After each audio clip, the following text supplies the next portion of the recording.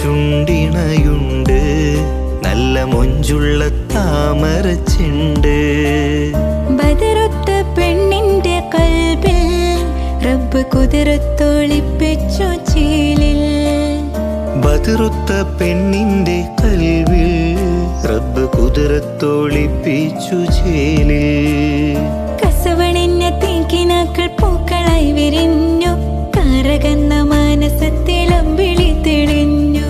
കസവണിഞ്ഞ തെങ്കിനാക്കൾ പൂക്കളായി വിരിഞ്ഞു, കറകന്ന മാനസത്തിലമ്പിളി തെളിഞ്ഞു.